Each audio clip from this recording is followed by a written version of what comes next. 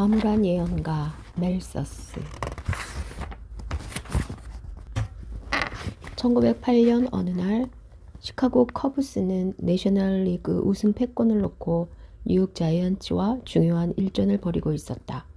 9회 말 자이언츠의 마지막 공격, 양팀 모두 손에 땀을 쥐게 하는 숨막히는 순간 자이언츠의 젊고 장래가 촉망되는 1루 대주자가 그만 2루 베이스를 밟지 않고 지나가는 어처구니 없는 실수를 범했다. 이에 커브스는 강력하게 항의했고 결국 앞선 플레이가 무효가 되면서 그날 승부는 무승부로 끝났다. 물론 커브스는 이후 치러진 재경기와 남은 경기에서 승리함으로써 그의 월드시리즈에 올라 우승했다. 이 젊은이의 이름은 프레드 머클이었다. 그러나 그날 이 순간부터 죽을 때까지 그에게는 본헤드 머클이라는 별명이 붙어 다녔다. 그는 이런 오명을 씻기 위해 온갖 노력을 다했지만 결국 떨쳐버리지 못했다. 오늘날 많은 사람들이 오스트리아의 정신분석학자 지그문트 프로이드와 프로이드적 실험, 성적 상징 등의 개념에 대해 잘 알고 있을 것이다. 혹시 프로이트가 누구냐고 반문하는 교양인이 있다면 그는 분명 무의식적인 욕구를 억누르고 있는 사람임에 틀림없다. 토머스 로버트 멜서스는 야구를 해본 적도 없고 정신분석학자를 만난 적도 없었다. 하지만 그는 프로이드만큼이나 유명했고 본헤드 머클만큼 많은 오명을 안고 살았다. 멜서스보다 정신분석학자를 더 필요로 했을지도 모르는 영국의 낭만파 시인 바일론조차 그를 조롱하는 시를 지었고 아이들마저 그를 놀리는 노래를 흥얼거리고 다닐 정도였다. 그가 세상을 뜬 지 수십 년 뒤에 사회주의 혁명가 마르크스는 그를 신랄하게 비판했다. 하지만 1세기가 지난 뒤에 비로소 그는 케인즈에 의해 명성을 되찾았는데 케인즈는 그의 사후 200년이 될 때라야 인류가 그를 명예훼손 없이 온당하게 기억할 것이다 라고 예언했다. 그렇다면 그는 도대체 어떤 명예훼손을 당했단 말인가? 멜서스는 어떤 파렴치한 범죄를 저질렀기에 영국의 낭만파 시인 세뮤얼 테일러 콜리지조차 이 위대하고 거룩한 국가와 그 지배자들 그리고 지성인들조차 멜서스의 말에 귀를 기울이다니 오호 통제라 라고 했을까. 1798년 멜서스는 19세기를 유토피아적 신념으로 바라보고 있던 사람들의 낭만적인 꿈을 하루아침에 앗아가 버렸다.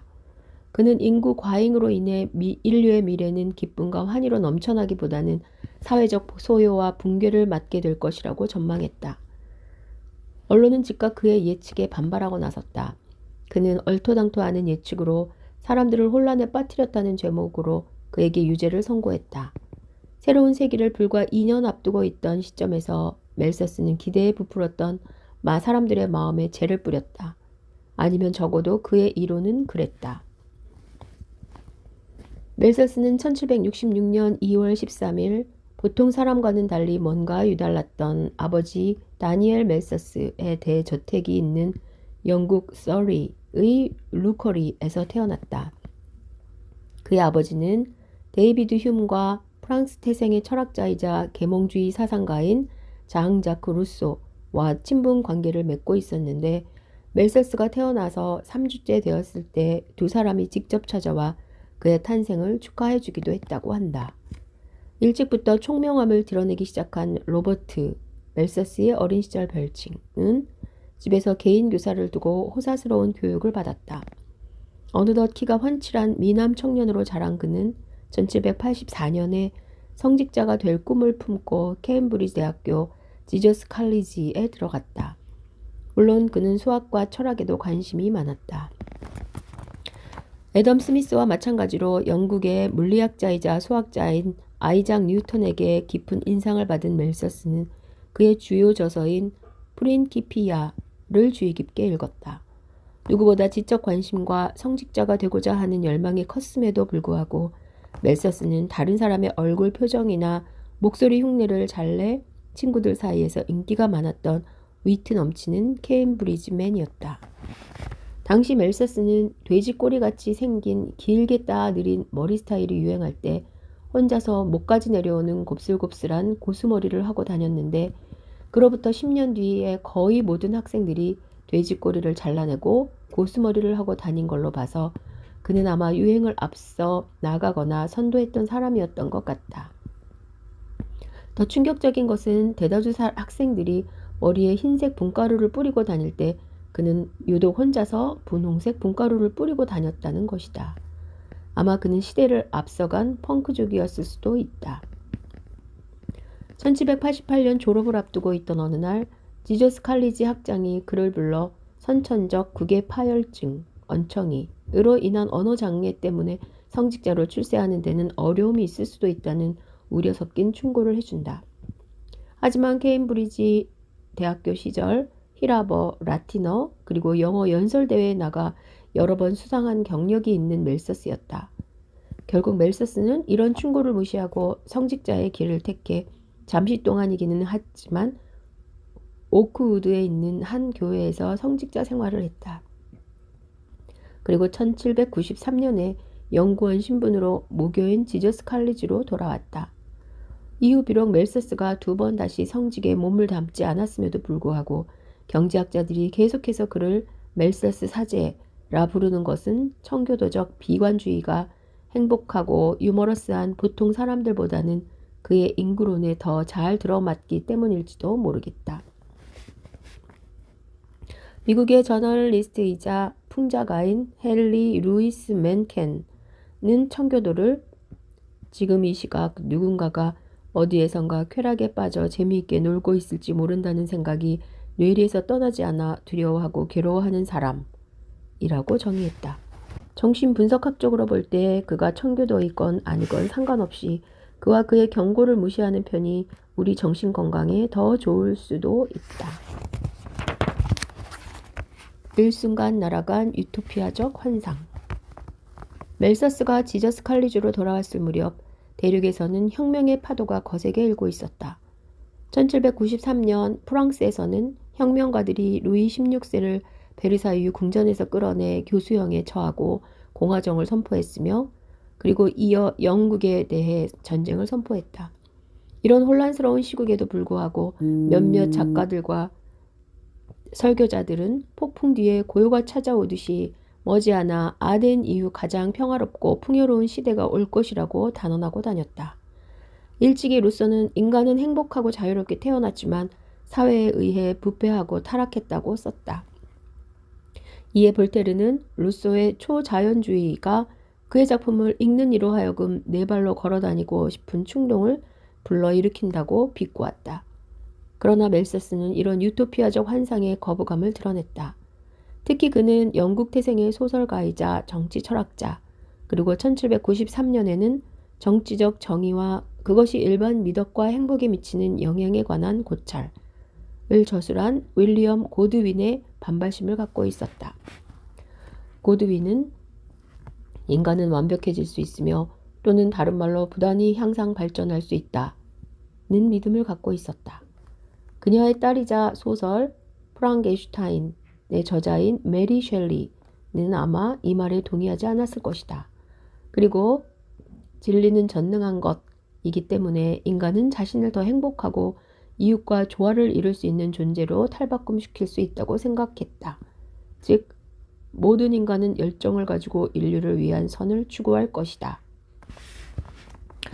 시민사회의 역사는 인간 질병의 역사라고 주장한 루소를 따라 고드윈은 인간이 완벽해짐에 따라 정부, 왕실, 범죄, 전쟁, 슬픔, 그리고 분노 같은 것들이 사라질 것이라고 내다봤다. 심지어는 죽음과 잠도 없어질 것이라고 보았다. 세대는 일어나지 않을 것이다. 죽음이 없어지기 전에 우리는 죽음과 흡사한 잠부터 없애야 한다. 잠은 인체가 지닌 가장 두드러진 결점 중 하나다. 그것은 신체가 비정상적이고 병적인 상태에 있는 것을 의미한다. 프랑스의 철학자이자 수학자이며 1794년에 인간 정신의 진보에 따른 역사적 고찰을 위한 개요라는 책을 출간해 콩도르세의 머릿속에도 이와 비슷한 유토피아적 발상이 넘실대고 있었다. 이 책에서 콩도르세는 프랑스 대혁명 당시 혁명을 주도했던 자코뱅파, 가로 프랑스 대혁명 당시 혁명을 이끌었던 급진적 공화주의자들을 일컬음, 우두머리 막시밀리엥 로베스피에르에게 붙잡혀 영원히 잠들 처지에 놓여있던 사람치고는 정말 놀라울 정도로 낙관적인 모습을 보여주었다. 멜서스를 가장 불쾌하게 만들었던 고두인과 영국 대생의 철학자이자 카톨릭 부주교였던 윌리엄 페일리는 누구보다도 앞장서서 인구 증가가 총체적인 행복의 증대를 의미하기 때문에 인류를 위해 좋은 징조라고 주장했다. 페일리는 인구 감소가 한 나라가 겪을 수 있는 가장 큰 불행이라고 선언했다.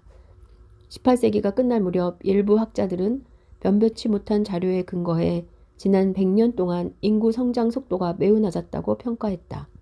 한편 개중에는 인구가 늘지 않고 오히려 감소했다고 주장하는 이들도 있었다. 경제 성장을 위해 무엇보다 노동력 확충이 중요하다고 생각한 윌리엄 피트 수상은 부양 자녀에게 2배의 빈민구제 수당을 지급하는 법안을 도입하기도 했다. 이런 법안은 오늘날 부양 자녀에 기초해 보조금을 지급하는 부양 아동 가족 부조 프로그램의 시초라고 할 수 있다. 예상했겠지만 멜서스의 아버지 다니엘 멜서스는 고드윈, 페일리, 콩도르세, 루소의 유토피아적 견해에 고개를 끄덕이며 동의했다. 하지만 아들은 아버지와 달랐다. 그는 고개를 설레설레 저었다. 아버지와 아들은 숲을 걸으며 설전을 벌였다. 두 사람은 각자의 생각과 논리에 근거해 서로를 설득하려 들었다.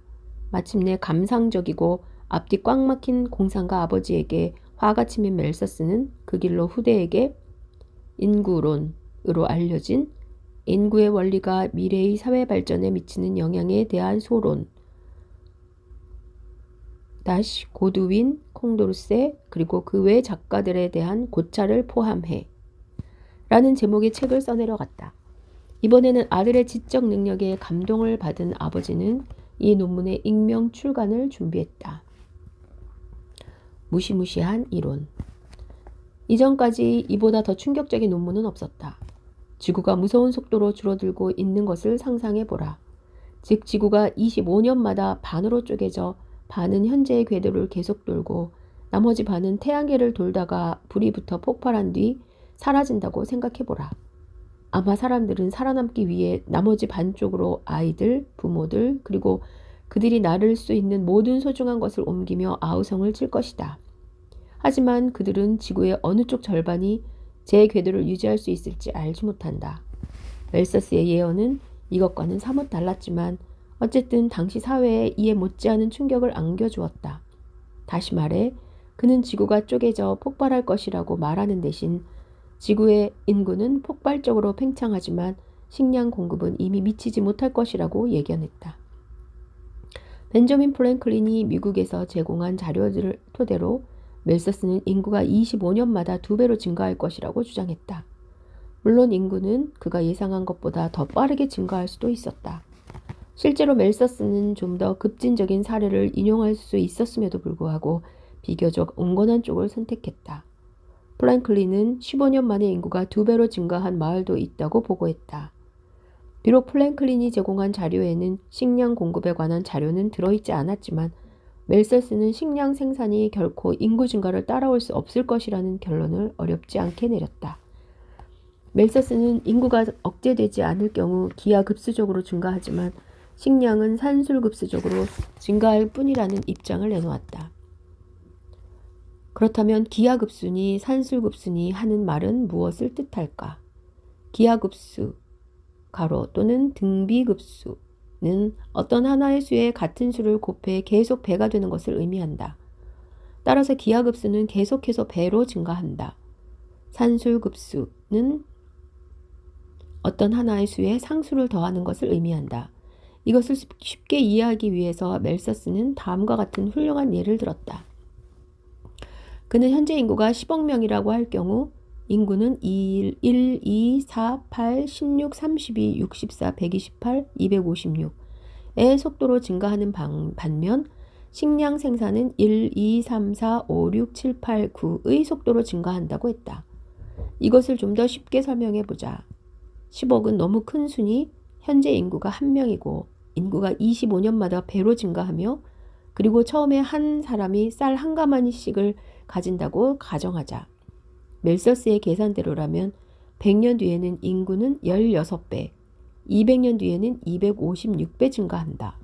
반면 식량 생산은 산술급수적으로 증가하기 때문에 100년 뒤에 5가마니, 200년 뒤에는 9가마니밖에 생산되지 않는다. 즉 200년 뒤에 인구가 256명이 쌀 9가마니를 나누어 가져야 하는 계산이 나온다. 그리고 또 다시 100년 뒤에 인구는 4096배로 증가하고 쌀은 13가마니밖에 생산되지 않기 때문에 그 격차는 더욱 벌어지게 된다. 이렇게 기하급수는 매우 위력적이고 놀랍지만 한편으로는 오해의 소지도 않고 있다. 다음 예가 기하급수의 기만적인 성격을 이해하는 데 도움이 될 것이다.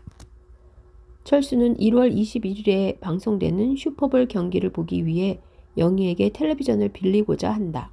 그 대가로 철수는 영희에게 1월 1일부터 경기가 시작하는 1월 21일까지 21일 동안 매일 2배씩 비용을 지불하겠다고 약속한다. 즉 1월 1일 첫날에 1페니, 가로 1센트를 지급하는 것으로 시작해 둘째 날에는 2페니, 셋째 날에는 4페니, 넷째 날에는 8페니씩 기하급수로 지불하는 것이다. 철수가 돈이 많은 건지 영희가 조금 영리한 건지 정확히는 모르겠지만 어쨌든 둘 사이의 계약이 성사됐다. 하지만 슈퍼볼 경기가 시작되는 1월 21일 철수는 아마 땅을 치고 후회할 것이다. 왜냐하면 그날 그가 지불해야 할 돈은 무려 1만 485달러 76센트이기 때문이다.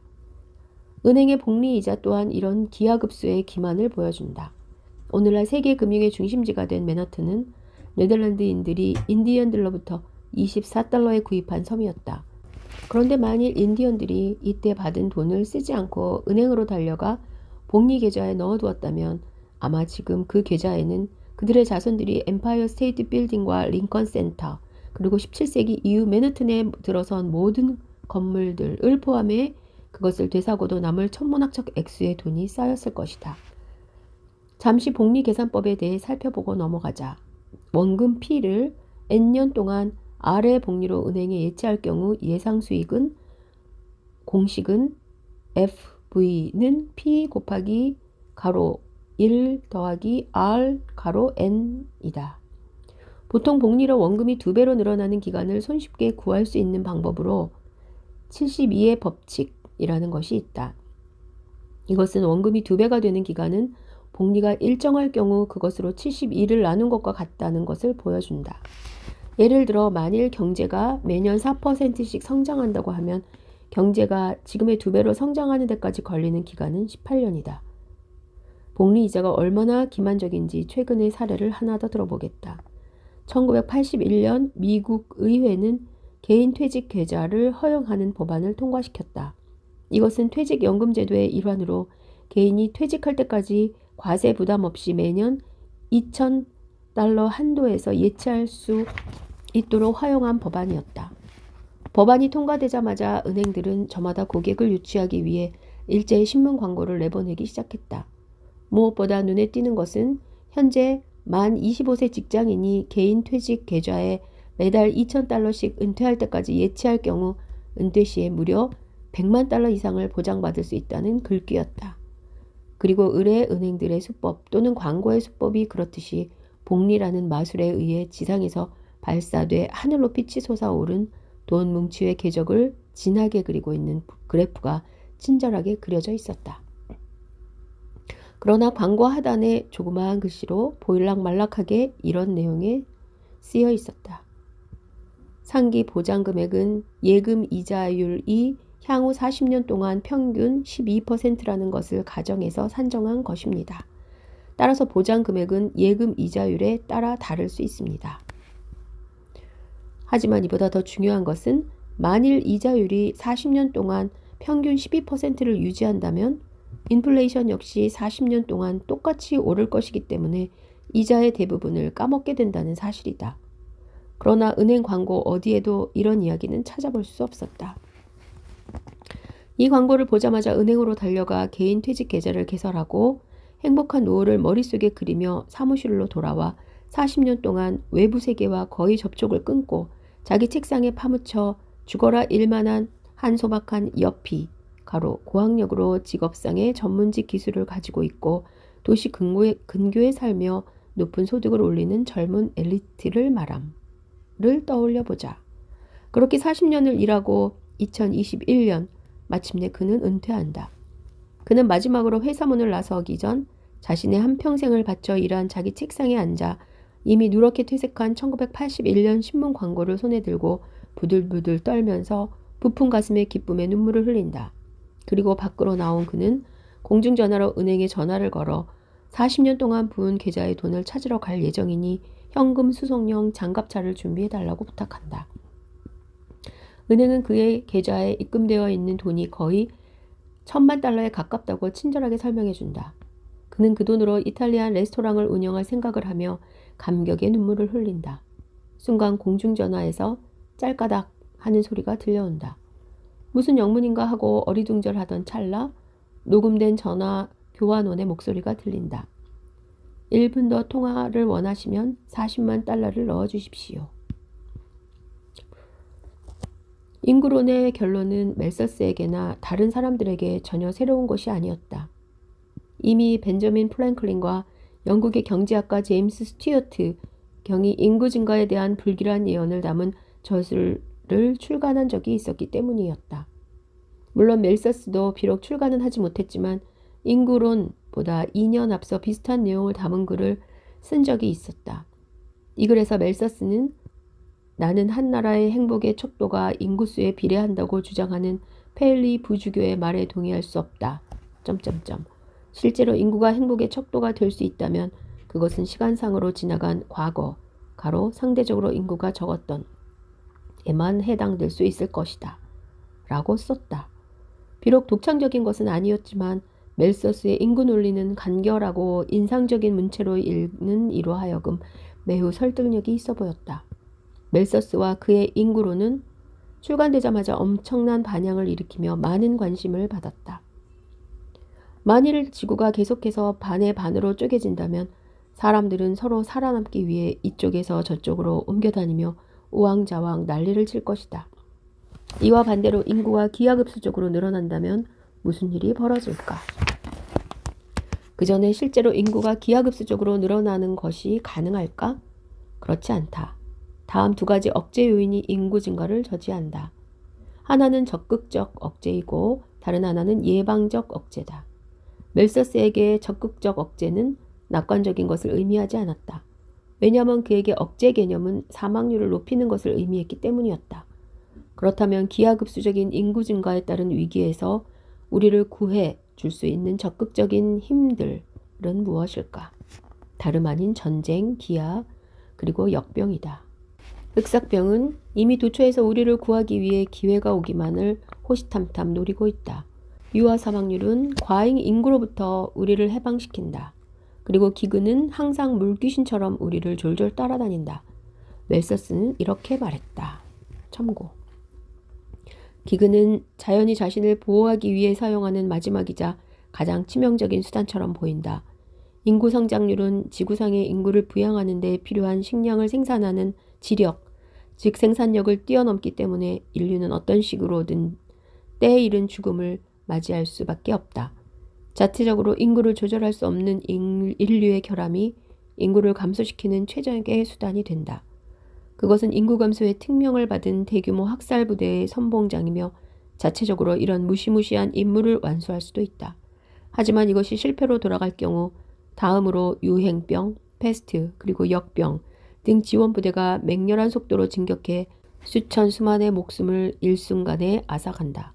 이것으로도 임무가 완수되지 않을 경우 대규모 기근이 불가피하게 뒤따라 일어나고 따라서 인구는 단번에 식량 생산량 수준으로 떨어질 것이다.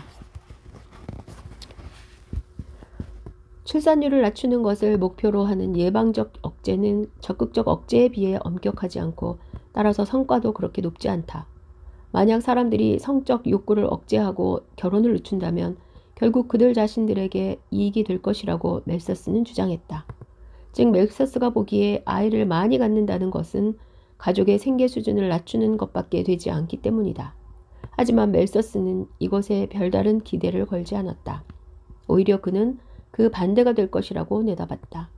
물론 자신의 책을 읽은 중간계급과 상류계급은 자신의 논의를 받아들일 수도 있을 것이다. 하지만 부양 자녀 수가 많을수록 빈민구제수당을 더 많이 받는 이때 하층 계급에게 결혼은 늦추라거나 아니면 결혼은 하더라도 아이는 적게 낳거나 늦게 낳으라고 어떻게 설득할 수 있단 말인가. 멜서스는 자연의 엄격한 경제에 의해 통제되는 인구 성장이 임금을 최저 생계 수준으로 유지시킬 것이라고 예견했다. 만일 임금이 상승하면 노동자들은 더 많은 아이를 낳을 것이고 그 결과 식량 부족이 뒤따르면서 생계 수준이 자연적으로 하락할 것이다. 물론 임금도 다시 최저 생계 수준으로 떨어질 것이다. 그는 이런 악순환이 계속해서 반복될 것이라고 내다봤다. 멜서스는 인구론의 한 구절에서 짤막하게 자신의 이런 예측이 우울한 색조를 띠고 있다는 것을 인정한다. 그런데 암울한 검은색을 색조로 인정하는 사람이 있을까? 뒤에 멜서스는 이렇게 반복해서 일어나는 인류의 불행을 막는 것이 인간의 능력 밖의 일이라니 참으로 애석한 일이다. 라고 탄식한다. 그럼에도 불구하고 그는 입가에 미소를 잃지 않으면서 성직자를 꿈꿨던 사람답게 이렇게 설교한다. 인생은 미래가 어떻든 하나의 축복이다. 그리고 우리는 세상에는 꼭 필요 이상으로 악이 존재하지 않는다는 것을 잘 알고 있다. 인류가 동정과 미덕을 보여줄 것이라 바라면서 멜서스의 덫을 놓은 것이 멜서스 자신이 아니라 신이다. 이 익명의 저자 앞에서 언급했듯 인구론은 처음에 익명으로 출간됐다. 는 영국 사회의 역병처럼 퍼져나가 페일리와 고드윈의 집을 덮쳤고 그것도 모자라 그의 추종자들을 감염시키면서 그들의 유토피아적 이론이 마치 지적 기근에서 비롯된 것인 양 보이도록 만들었다. 페일리는 바로 고개를 숙이고 자신의 입장을 철회했으며 더 이상의 언급은 피했다. 하지만 고드윈은 역으로 멜서스의 주장을 반박하고 나섰다. 그는 자신의 유토피아적 논의는 잠시 접어둔 채 그리고 오히려 멜서스의 비관적인 논의에 기초해 인간의 도덕적 자제력이 인구 성장에 따른 재앙을 막을 수 있을 것이라고 주장했다. 멜서스의 논리에 말려든 것이었다. 그런데 무엇보다 극적인 것은 피트 수상마저 멜서스의 덫에 걸려들었다는 것이다. 앞서 언급했던 것처럼 1796년 피트 수상은 의회에서 노동력 확보를 위해 빈민 구제수당을 늘리는 법안을 지지했다. 하지만 그로부터 4년 뒤에 그는 멜서스의 논리를 받아들여 새로운 법안에 대한 지지를 철회했다. 피트 수상은 빈민구제법이 오히려 가난한 사람들에게 더 많은 자녀를 갖도록 조정함으로써 인구를 증가시키기 때문에 얼마 안 있어 인구 감소를 위해 예방적 억제책을 도입할 수밖에 없고 그렇게 되면 하층 계급은 재차 황폐화되고 빈민구제법은 무용지물이 될 것이라는 멜서스의 주장을 그대로 받아들였다. 사실 지나가며 하는 말이지만 하층 계급에게 빈민구제수당을 지급하는 대신 일자리 창출이나 노동 의욕을 고취시켜 자체적으로 생계를 유지할 수 있도록 하는 것이 빈민 또는 빈곤 문제의 근본적인 해결책이다. 이상의 내용으로 멜서스를 하층 계급을 멸시하거나 증오하는 사람으로 보는 이도 있을 것이다. 하지만 그렇지 않다. 멜서스의 인구론은 예방적인 억제가 실패해 적극적인 억제, 즉 전쟁이 일어나고 기근이 난무하며 역병이 창궐할 경우 가장 큰 피해와 고통을 입는 것은 가난한 사람들이라는 생각에 그들에 대한 온정어린 시선으로 가득하다. 후일 케인즈가 주장한 것처럼 멜서스가 인구 성장에 대해 비관적인 결론을 내린 것은 사실 그의 진리에 대한 사랑과 인류애 때문이다. 하지만 피트 수상은 1796년 빈민구제수당을 늘리는 법안을 지지하면서 했던 자신의 주장을 다시 주워 삼키면서 아마 목이 뜨끔했을 것이다.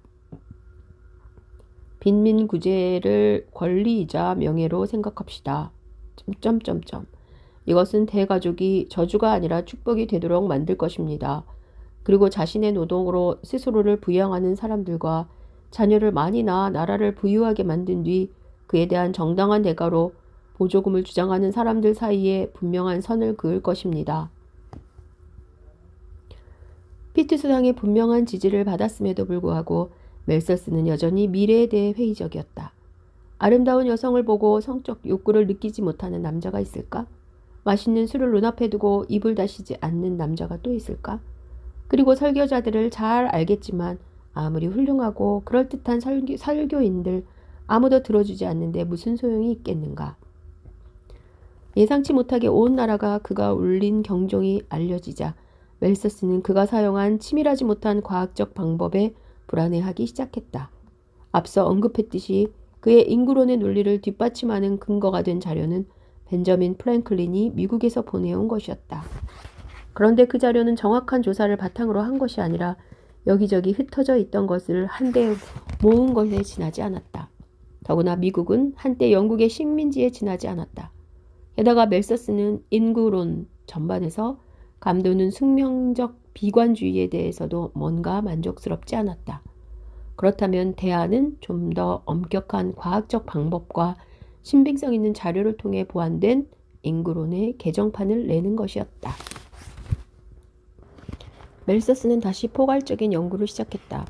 그리고 가능한 한 많은 범위의 조사와 자료를 확보하기 위해 스웨덴, 노르웨이, 핀란드, 러시아, 그리고 심지어는 1802년에 잠시 영국과 평화 관계를 유지하고 있던 프랑스와 스위스까지 돌아다녔다. 이렇게 그는 여러 나라를 돌아다니며 인구 자료와 관계 법률을 조사했고 그 과정에서 빈민들의 결혼을 금지하는 17세기와 18세기에 내려진 칙령들이 오스트리아와 바바리아, 괄호 독일 남동부의 주로 바이에른을 말함. 바바리아는 바이에른의 영어식 포기, 괄호에서 여전히 지켜지고 있는 것을 알아내기도 했다. 1801년 영국이 처음으로 전국적인 인구 통계 조사를 벌여 그것을 책자로 발간했다. 그런데 놀랍게도 그 결과는 멜서스의 예측과 그대로 맞아떨어졌다. 인구 성장 속도가 높지 않을 것이라는 대다수 사람들의 예상과 달리 1700년대 후반의 인구는 기하급수적으로는 아니라고 해도 매우 빠르게 증가했던 것이다.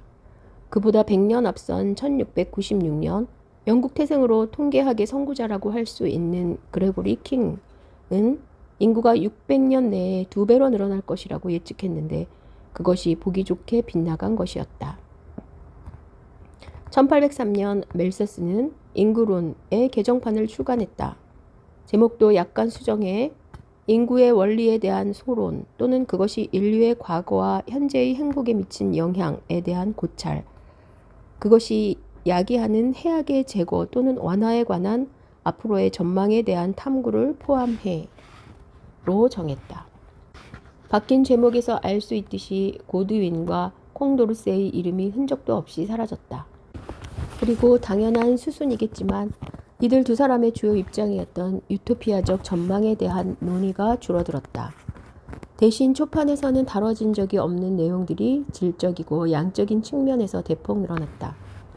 멜서스는 초판에서 자신의 주요 논거를 인용한 기존의 미국 자료에 아메리카 인디언들의 자료를 보강하고 아프리카, 시베리아, 터키, 페르시아, 티베트, 중국의 자료를 신뢰로 들면서 자신의 이론적 논점을 뒷받침했다. 때문에 인구론의 개정판을 두고 경험적인 분석이 미약하다고 비판할 수 있는 사람은 없을 것이다. 전체적인 어조나 분위기에서도 약간의 변화가 있었다. 초판이 철저하게 암울하고 비관적이었다면 개정판에서는 다소 분위기가 완화됐다. 무엇보다 멜서스는 노동자 계급이 자신들의 생활 습관을 바꿀 수 있고 도덕적 자제력을 통해 출산율을 낮출 수 있을 것이라는 낙관적인 전망을 내놓았다. 물론 그들의 인식이나 태도를 바꾸는 데에는 많은 시간이 걸릴 것이다. 빈민구제법에 대해서도 이전과 달리 비판의 수위를 낮췄다. 즉 무조건적이고 즉각적인 폐지를 주장하기보다는 지금 막 태어났거나 앞으로 2년 이내에 태어날 아이들에게 피해를 가지 않도록 신중하고 점진적인 폐지를 제안했다. 그리고 장애인들에 대해서는 예외를 두고 빈민구제수당을 계속 지급해야 한다는 입장을 피력했다. 식량 공급을 늘리기 위해 멜서스는 식량의 수출입에 대한 엄격한 규제를 촉구했다. 이런 엄격한 규제가 국내의 식량 가격을 높이고 자연스럽게 국내 식량 생산을 자극할 것이라는 것이었다. 비록 멜서스가 자유무역을 지지하기는 했지만 식량에 대해서는 예외를 둘 것을 제안했다. 이에 대해서는 데이비드 리카도를 다루는 다음 장에서 깊이 있게 다룰 것이다. 잉그론의 개정판이 나오자 이번에도 저명한 저술가들과 정치가들은 그의 설득력 있는 주장에 고개를 끄덕였다. 주요 저널과 잡지에는 멜서스 가로 개정판에는 그는 자신의 본명을 썼다. 의 통찰력과 수고를 칭찬한 논평들이 실렸다. 하지만 그의 장점인 간결하고 인상적인 문체에 대해서는 별다른 언급이 없었다. 개정판이 나온 지 채 2년이 안 돼 먼슬리 매거진은 멜서스가 잉그론 제3판을 준비하고 있다는 소식을 전했다. 제3판은 1806년에 출간됐고 이듬해인 제4판이 나왔다. 물론 새로운 판이 나올 때마다 논쟁은 끊이지 않았다. 멜서스의 잉그론에 반감을 가지고 있던 지식인들이 개정판이 나오자 개미떼같이 몰려들어 그와 그의 책을 물어뜯기 시작했다. 더구나 멜서스가 개정판에서 본명을 사용함으로써 그들은 손쉽게 공격 대상을 찾을 수 있었다. 영국 낭만파 시인이자 개관 시인이었던 로버트 사우디는 친구에게 보낸 편지에서 이렇게 썼다. 멜서스가 영국 평단과 여자들 뒷공문이나 쫓아다니는 작자들 사이에서 큰 인기를 끌고 있다네. 마음 같아서는 당장 달려가서 이놈의 멱살을 잡고 흠씩 두들겨 패주고 싶네만. 우리 둘이 힘을 합치면 그를 끌어내리는데 며칠 걸리지 않을 걸세.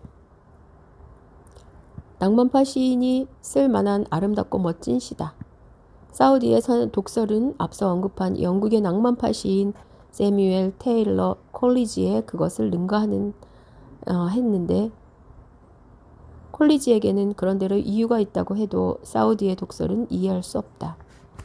물론 핑계 없는 무덤 없다고 콜리지가 이렇게 반응한 데는 이유가 있다. 우선 멜서스의 지저스 칼리지 시절로 올라가 보자. 때는 1793년 멜서스가 오크우드에서 잠시 외도를 마치고 연구원 신분으로 지저스 칼리지로 돌아왔을 때였다. 그의 콜리지는 당국의 허가 없이 군 입대를 해 퇴학 처분을 받았는데 그때 누구보다 앞장서서 찬성표를 던진 사람이 멜서스였다. 이런 신랄한 비판에도 불구하고 멜서스는 경제학자들로부터 후한 점수를 받았고 얼마 지나지 않아 학계의 대표 주자가 되었다. 스코틀랜드 태생의 역사가이자 경제학자 제임스 밀, 데이비드 리카도, 그리고 이후 제임스 밀의 아들로 철학자이자 정치경제학자인 존 스튜어트 밀과 엘프리드 마셜이 그의 잉그론의 논리를 수용했다. 비록 그들이 자신들의 저술들에서 이 책이 담고 있는 함축적인 의미를 간과하기는 했지만 개정판이 출간되고 얼마 지나지 않아 멜서스는 도덕적 자제력을 팽개치고 38배 해리엇 에커설이라는 처자와 결혼했다. 그리고 지저스 칼리지 연구원 자격 조건에 결혼을 금하고 있었기 때문에 멜서스는 연구원 자격을 포기하고 1805년에 헤일리버리 칼리지로 자리를 옮겼다. 헤일리버리 칼리지는 영국 정부를 대신해 식민지 인도를 관리하던 동인도 회사 파견 인력을 양성하는 곳이었다. 역사 일반, 정치학, 상업, 그리고 재정 담당 교수 직함을 얻은 멜서스는 영국 최초로 정치경제학 교수가 되었다. 따라서 멜서스를 비록 그가 한때 성직자를 꿈꾸기는 했지만 역사상 최초의 직업 경제학자로 간주할 수 있을 것이다. 한 가지 첨언하면 애덤 스미스의 제자들은 동인도 회사를 악덕 독점 기업이라고 비난했다. 하지만 영국 태생의 공리주의 철학자 제러미 벤담을 포함해 그의 추종자들은 동인도 회사를 옹호하고 나섰다. 즉 동인도 회사 외에 다른 새로운 영국 회사가 인도 사업에 뛰어들거나 악용될 경우 인도인들에 대한 착취가 더 심해질 것이라는 이유였다. 헤일리버리 칼리지에서 멜서스는 지저스 칼리지 학창시절 그랬던 것처럼 비참한 역병과 기근을 모사한 사람이라고는 믿기지 않을 정도로 유쾌하고 즐거운 나날을 보냈다. 한 친구는 다시 멜서스를 학생들에게 학문을 장려하면서 동시에 스스럼 없이 그들의 게임이나 놀이에 동참할 정도로 개방적이고 유쾌했다고 썼다. 멜서스는 결혼하고 3년 만에 자식을 셋이나 두었다. 도덕적 자제력이 없어서였을까? 아니면 자신의 잉그론을 서둘러 입증해 보이고 싶어서였을까? 어쨌든 왕성한 생식력이라 하지 않을 수 없다. 그래서 비평가들은 정작 멜서스 자신이 인구 증가에 기여했다고 조롱하기도 했다.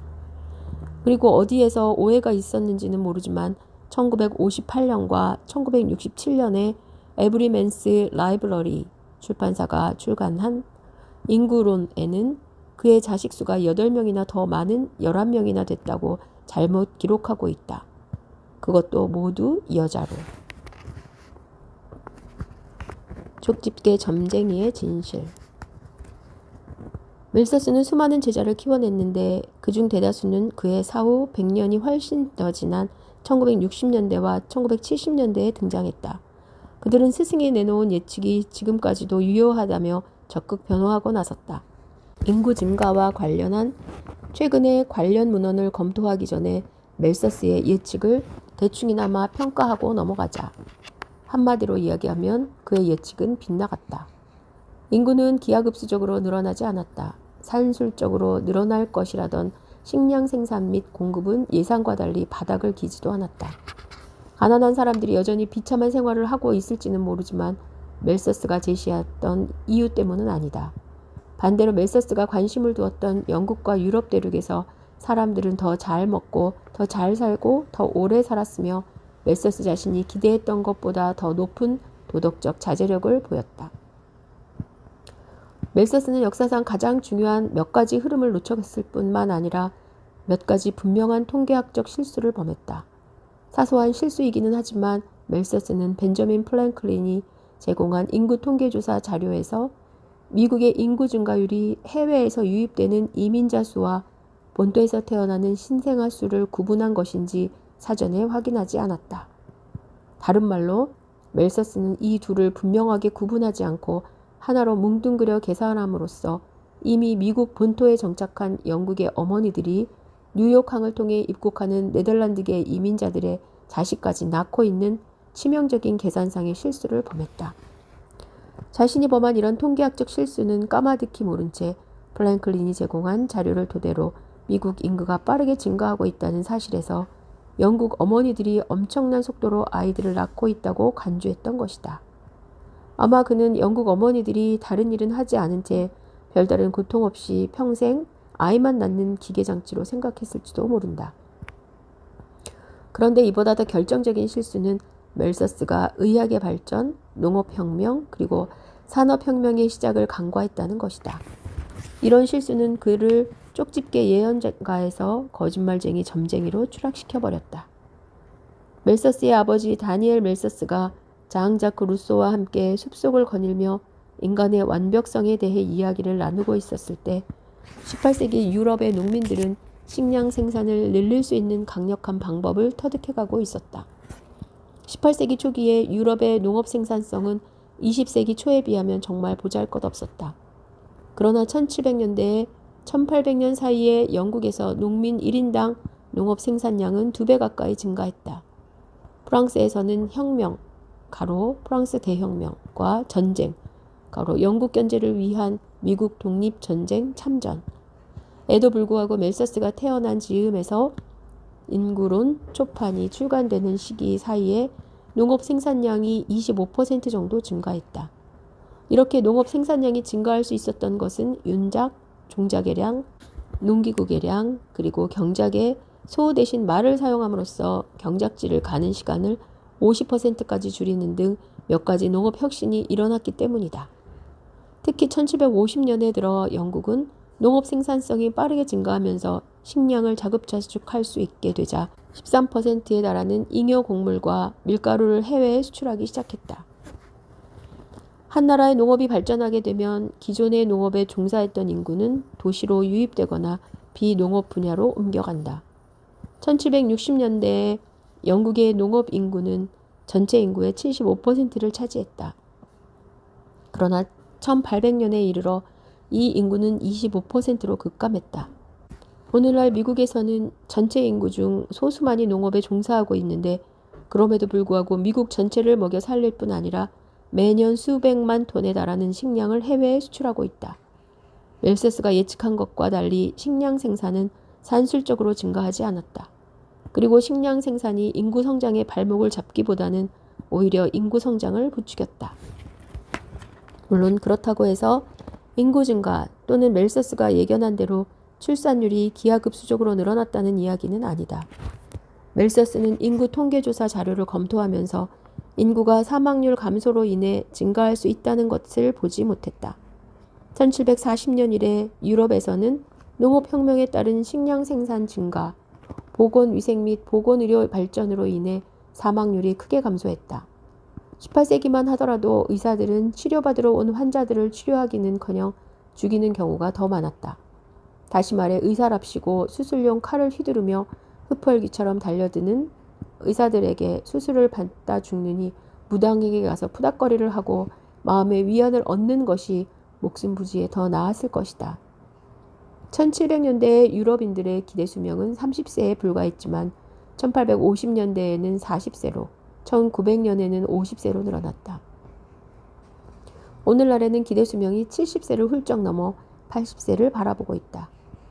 농업혁명 덕분에 항상 오르내림이 심했던 수확량도 안정을 찾았다.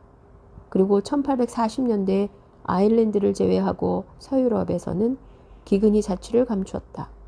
영국의 경우 기록으로 남아있는 대기근은 인구론이 출간되기 약 100년 전에 일어난 것이 마지막이었다.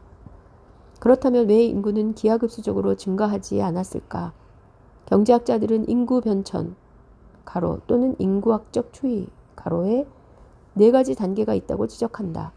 첫 번째 단계인 전 산업사회에서는 높은 사망률이 높은 출산율을 상쇄함으로써 인구를 일정한 수준으로 유지했다. 두 번째 단계, 즉 초기 산업사회에서는 보건위생의 발전으로 사망률이 감소함으로써 자연스럽게 출산율이 높아졌으며 그 결과 인구가 빠르게 증가했다. 멜서스가 바로 이 시기에 인구 자료를 수집했고 그것을 토대로 인구 변화를 예측했기 때문에 잘못된 예측을 내놓을 수밖에 없었다. 세 번째 단계에서는 도시화와 교육이 출산율을 낮추는 데 실질적으로 기여했다. 이렇게 사망률도 계속 떨어지고 출산율도 떨어지면서 인구는 완만한 성장 곡선을 그렸다. 마지막으로 사회가 완숙 단계에 이른 네 번째 단계에서는 성공적인 산하 제한과 맞벌이 부부의 등장으로 자녀를 많이 두려고 하지 않으면서 인구가 안정된 수준을 유지한다. 마르크스는 역사라는 기차가 굽은 길을 돌 때마다 모든 지식인들이 차창 밖으로 튕겨져 나간다고 말한 적이 있다. 멜서스는 첫 번째 단계와 두 번째 단계는 직접 목격했지만 세 번째 단계와 네 번째 단계는 보지 못했다. 그가 그려놓은 인구 예측 도표에서 수치가 떨어졌을 때 그는 벌써 기차 밖으로 튕겨져 나온 상태였다. 이런 그를 우리는 비난할 수 있을까? 뭐니 해도 멜서스에게는 연구에 필요한 충분하고 정확한 자료가 없었다. 게다가 그가 논박했던 유토피아적 주장들은 너무 이상적이고 허황됐던 반면 그의 분석은 상대적으로 치밀하고 논리적이었다.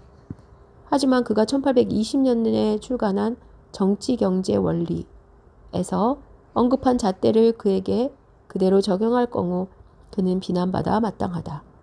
그는 이 책에서 다음과 같이 말했다. 현재 정치 경제학자들과 저술가들이 자주 범하는 오류, 그리고 의견 불일치의 주된 원인은 조급한 단순화와 일반화에 있다. 그리고 포괄적인 경험에 근거해 자신들의 이론이 갖는 정확성이나 유용성을 검증하려고 하지 않는다. 농업혁명을 관가하고 너무 조급하게 인구가 성장하는 원인을 분석함으로써 자신이 당대의 학자들과 저술가들에 대해 지적한 똑같은 오류를 범했다. 멜서스의 오류가 주는 가장 중요한 교훈은 다음과 같다. 절대 두 번 다시 정확하지도 않고 신뢰도 가지 않는 과거의 자료를 토대로 논거를 삼지 말라는 것이다. 만일 그리스의 비극 시인 아이스킬로스가 오늘날의 세계에 살았다면 그는 이렇게 불확실한 자료를 자신의 논거로 삼고 미래를 자신있게 예단하다가 신에게 날벼락을 맞는 학자의 비극을 썼을 것이다. 그리고 아마 주인공으로는 그리스 신화에 나오는 흉사의 예언자 카산드라처럼 인류의 종말을 외친 멜서스의 제자들을 눈여겨봤을 것이다. 카산드라가 트로이 전쟁을 예고연해 마쳤지만 멜서스와 그의 후예들의 예측은 맞지 않았다는 차이가 있지만 연기된 종말 1970년대 환경오염, 인구 증가, 그리고 유가 상승에 자극을 받은 일군의 학자들이 세계의 미래를 예견하기 시작했다. 또다시 어두운 그림자가 지구를 뒤덮었다. 현재 추세를 감안할 때 자원은 바닥날 것이고 그에 따라 산업 생산성은 떨어질 것이며 그리고 인구는 식량 생산보다 빠르게 증가할 것이라고 예측했다. 이런 우울한 사실을 아무렇지도 않게 떠들어댄 사람은 누구일까? 그것은 다름 아닌 유럽의 권위 있는 학자들로 이루어진 로마 클럽이라고 하는 단체였다. 이 단체는 출간 직후 바로 베스트셀러 항목에 오른 인류의 미래를 암울하게 그리고 있는 성장의 한계라는 보고서를 출간했다. 이 보고서에서 로마 클럽은 앞선 컴퓨터 기술을 활용해 현재의 세계사적 추이를 분석하고 나서 만일 멜서스가 제안했던 것보다 더 강력한 예방적 조치를 취하지 않는다면 100년 이내에 세계에 큰 재앙이 닥칠 것이라고 예측했다. 이 단체가 제시한 예방적인 조치로는 다음과 같은 것들이 있다. 가장 시급한 것은 경제 성장을 중단하고 인구 팽창을 멈춰야 하며 그리고 자원을 재활용해야 한다는 것이었다. 그런데 또한 아이러니한 것은 멜서스도 그랬듯이 이들도 자신들이 내놓은 예측이 너무 충격적이라고 생각했는지 로마 클럽은 그것을 다시 평가해 얼마 후 좀 더 희망 섞인 결과 보고서를 내놓았다. 로마 클럽의 이런 행태를 두고 어떤 경제학자들은 늑대를 외친 컴퓨터, 가로 늑대가 나타났다는 거짓말을 외치던 늑대와 양치기 소년 이야기에서 소년을 빗댄 표현이라고 비아냥거렸다. 이처럼 우울한 예측을 담고 있음에도 불구하고 로마 클럽의 초기 보고서는 엄청난 관심을 끌었다. 1973년 미국 태생의 정치가로 당시 세계은행 총재를 맡고 있었던 로버트 맥나마라는 인구 폭발을 핵전쟁 위협과 비교했다. 그만큼 인류에게 치명적이고 위협적인 것이라고 생각했던 것이다. 1974년에 인간에게 미래는 있는가? 라는 책을 낸 미국 태생의 경제학자 로버트 하일브로너는 이 책에서 현대 세계에서 인류에게는 아무런 희망도 없다고 주장했다. 그는 당시의 산업화 추세를 근거로 지구상의 자원이 더 이상 산업 수요를 따라갈 수 없을 것이라는 비관적인 전망을 내놓았다. 비록 자원이 당장 고갈되지는 않았다고 하더라도 대기 오염과 온난화로 모든 생명체가 지구상에서 사라져 없어질 것이라고 내다보았다. 그리고 이런 위기에서 벗어나기 위해서는 인류가 지금의 생활 습관을 버리고 수도승처럼 금욕적인 생활을 하는 것이 가장 바람직하다고 제안했다. 그렇다면 사람들은 그의 제안에 어떤 반응을 보였을까? 지금까지 대다수 사람들은 무관심하거나 할리우드의 유명한 영화 제작자였던 세뮤얼 골드윈의 다음과 같은 충고를 더 잘 따랐다. 난 좀 빼줘.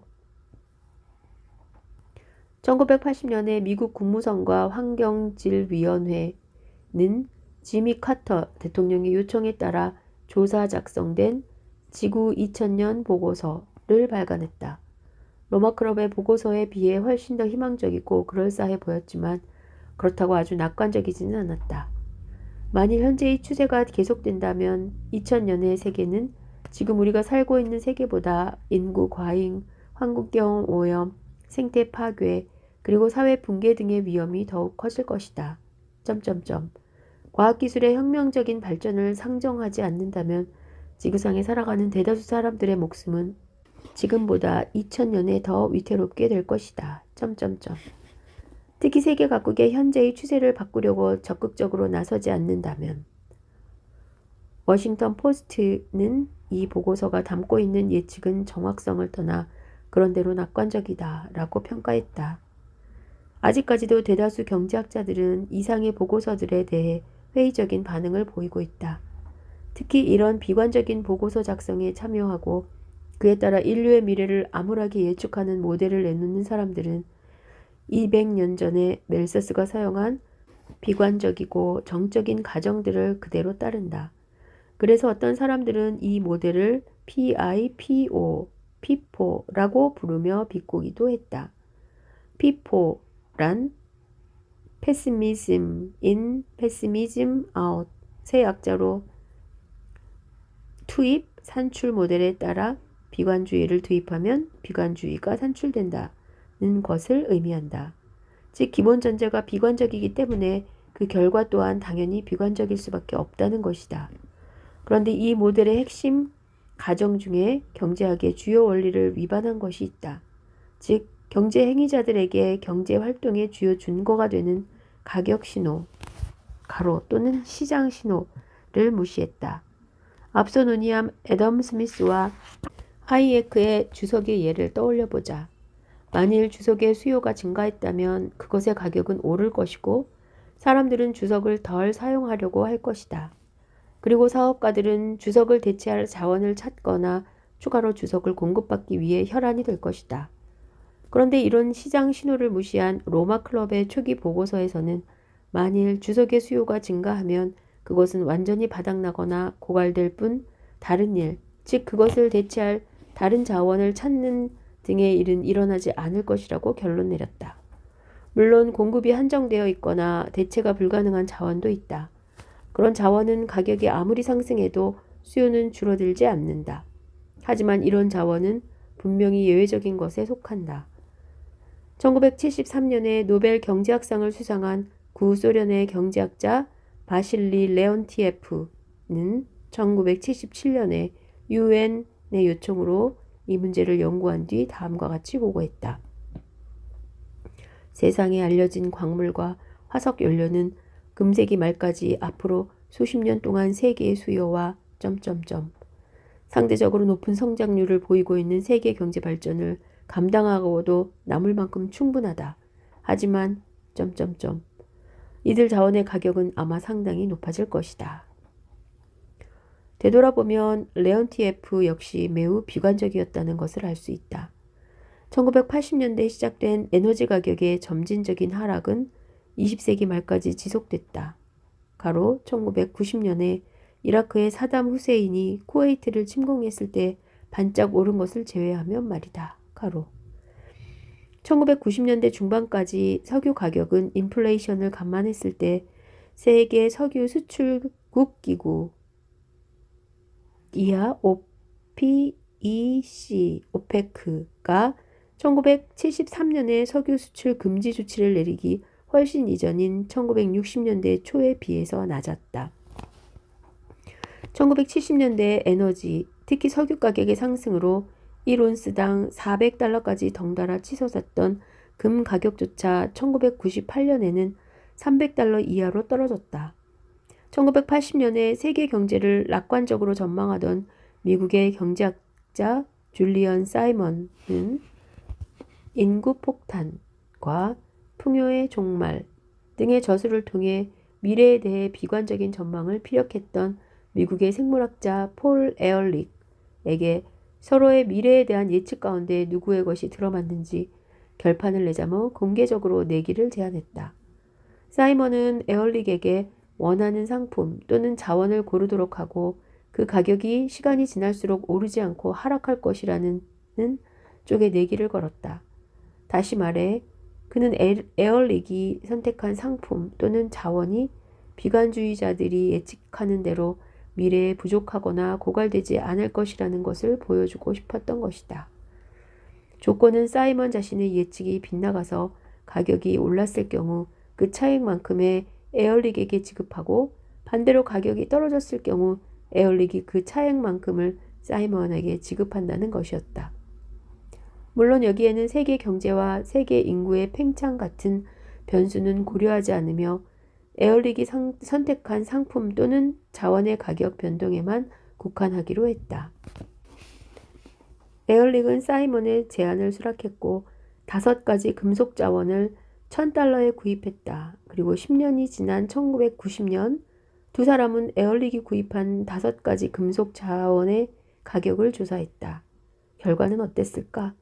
놀랍게도 사이먼이 에얼릭에게 $576의 수표를 받았다. 어떻게 해서 왜 사이먼이 승리할 수 있었을까? 무엇보다도 오일 소동 모델은 중동의 석유 자원에만 눈길을 두었지 북해나 멕시코 등의 막대한 양의 석유 자원이 매장되어 있으리라는 것을 꿈에도 생각하지 못했다. 두 번째, 멜사스 같은 비관주의자들은 녹색혁명을 간과했다. 앞에서 언급했듯이 녹색혁명은 농업 생산성 증대에 지대한 공헌을 했다. 1950년대 농학자이자 식물병리학자인 노먼 볼로그는 대가 튼튼한 난쟁이 밀, 가로 안진뱅이 밀이라고도 함과 이삭이 많은 밀을 교배시켜 새로운 품종을 개발해냄으로써 녹색혁명의 단초를 놓았다. 그의 연구 성과 덕분에 밀 생산량이 70%까지 증가함으로써 인구가 많은 인도, 멕시코 그리고 아프리카 등지에 많은 인구를 먹여 살릴 수 있었다. 세 번째, 비관주의자들은 희소 자원을 대신할 대체 자원 개발을 고려하지 못했다. 현재 알루미늄, 철강, 플라스틱 등을 제조 생산하는 기업들은 자동차 산업에서 새로운 활로를 찾기 위해 치열한 경쟁을 벌이고 있다. 즉 그들은 기존의 철강을 대체할 새로운 소재 개발에 많은 투자를 하고 있다. 1967년에 개봉한 마이크 니콜스 감독의 영화 졸업을 보면 한 중년의 신사가 졸업 후 진로를 고민하는 주인공 벤저민 역의 더스틴 호프만에게 플라스틱 산업이 투자 가치가 있는 유망한 사업이라고 귀뜸한다. 실제로 플라스틱 산업은 당시 전문가들이 예상했던 것보다 훨씬 더 빠른 속도로 발전했고 지금은 일상생활 곳곳에서 플라스틱이 사용되지 않는 곳이 없다. 석기 시대가 역사에서 자취를 감춘 것은 더 이상 사용할 돌덩이가 없었기 때문이 아니었다. 역으로 인류가 석유나 석탄 같은 화석 연료를 사용하지 않게 될 경우 그것을 화석 연료가 고갈되었기 때문이라고 가정할 수는 없다. 인류는 지금도 화석 연료를 대체할 새로운 에너지 개발에 많은 시간과 공을 들이고 있다. 종말 모델은 기술 개발이 자원의 수요를 앞지를 수 없을 것이라는 부정적인 가정에 기초해 있다. 기술이 고대 그리스 희곡에 자주 등장하는 데우스 엑스 마키나나 할리우드의 서부극에서 자주 나오는 기병대 같은 것은 아니지만 이 둘을 깔보거나 업신여길 수는 없다. 예를 들어 종말 모델은 자동차가 환경오염의 주범이라고 비난하고 석유 같은 화석 연료가 고갈될 것이라고 경고한다. 이 모델에 따르면 석유와 자동차는 비록 현대사회에 없어서는 안 될 중요한 요소이지만 환경을 파괴한다. 하지만 이것들이 지난 세기에 대체한 것들은 무엇인가? 운상수단이었던 물과 에너지원이었던 나무를 대체했다. 뉴욕의 센트럴파크 인근에는 오늘날까지도 많지는 않지만 말이 끄는 마차가 운행되고 있다. 그러나 말이 내뿜는 냄새는 그렇게 유쾌하지 않다. 100년 전에 말이 주요 운상수단이었던 도시들의 악취가 진동하고 질병이 나돌았던 것을 생각해보라. 나무가 석유보다 재생 가능한 에너지이긴 하지만 화석연료는 나무보다 비용 면에서 훨씬 더 저렴하다. 석유가 나무를 대체한 것은 가격 때문이지 나무가 고갈되어 가고 있었기 때문은 아니었다. 인류의 미래를 비관적으로 내다보는 종말 모델은 인류의 구원을 하늘에만 맡겨두고 있다. 즉 비관주의자들은 고갈되어가는 자원이나 기술을 대체할 어떤 신성한 것이 하늘에서 떨어지지 않는 이상 그것에서 벗어날 방법이 없다고 이야기한다. 그들은 내가 누차 강조하고 있는 시장 신호나 인간의 노력은 간과하고 있다. 그럼 이것이 경제학자들은 바보 같은 웃음을 지으면서 환경오염이나 저개발 국가들의 식량 부족 문제를 보이지 않는 손에 맡겨두어야 한다는 것을 의미할까? 그렇지 않다. 환경오염에 대해서는 뒤에서 자세히 살펴보겠지만 일단 경제학자들이 인정하고 넘어가야 하는 것은 오염 문제가 애덤 스미스의 단순 모델, 가로 자유시장 또는 보이지 않는 손에서는 전혀 고려되지 않는다는 것이다. 환경오염을 기업의 생산활동, 즉 생산 비용의 일부라고 생각해보자. 그렇다면 기업의 생산활동에서 초래되는 오염의 노동비용, 가로 임금이나 기계의 감가상각 또는 지대와는 어떻게 다를까? 기업은 이들 비용에 대해서는 정상적으로 지불한다. 즉 그것들은 기업의 생산 활동에서 본질적이다. 하지만 기업은 자신의 생산 활동에서 비롯하는 오염에 대해서는 어떠한 비용도 지불하지 않는다. 그것은 사회 전체가 오염된 공기를 들여 마심으로써 지불하는 비본질적인 요소이다. 그럼 이로 인해 초래되는 결과는 무엇일까? 환경오염이 생산 비용으로 산정되지 않기 때문에 실제보다 낮게 책정되고 따라서 기업은 같은 비용으로 더 많은 제품을 생산할 수 있다. 따라서 기업이 적정량의 제품을 생산하도록 하기 위해서는 통상적인 생산 비용 외에 환경오염 비용까지 그것에 포함시켜 환경오염에 따른 사회적 비용을 부담하도록 강제해야 한다. 이것을 위해 경제학자들은 자주 환경세, 가로 공해세라고도 함을 도입할 것을 주장한다. 앞서 언급한 멜서스의 덫은 보건의료 서비스의 향상으로 사망률을 줄어들었지만 그로 인해 높은 출산율을 유지하고 있는 저개발 국가들에나 적용하는 것이 더 적절할 것 같다. 그러나 비관적인 시각에도 불구하고 지난 20년 동안 많은 가난한 나라들에서 출산율은 교육정책, 산화 제한, 그리고 경제발전에 따른 자연적인 인구 변천 등으로 감소세를 보였다.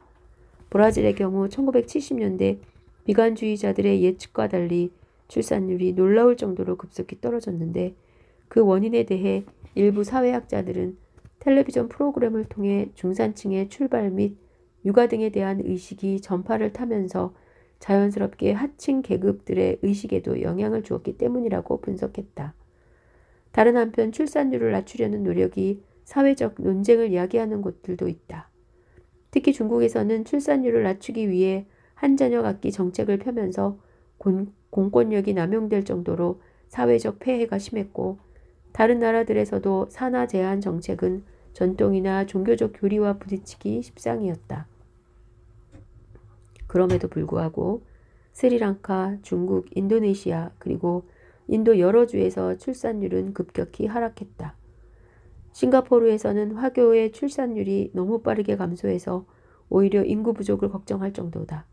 과거 20년 동안 전역에 퍼졌던 둘만 낳아 잘 기르자는 정책 구호가 이제는 셋도 좋고 넷도 좋다. 낳을 수 있는 대로 낳자는 구호로 바뀌었다.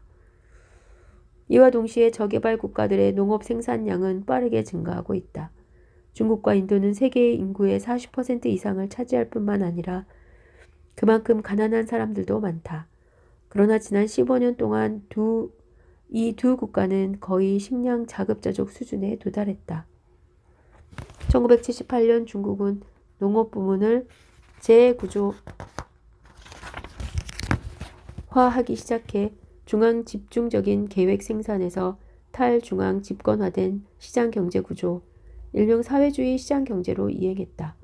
즉 농산물 가격을 시장에 맡기면서 가격이 중국의 경제 행위자들에게 신호를 보내기 시작했고 그 결과 생산량이 빠르게 증가했다.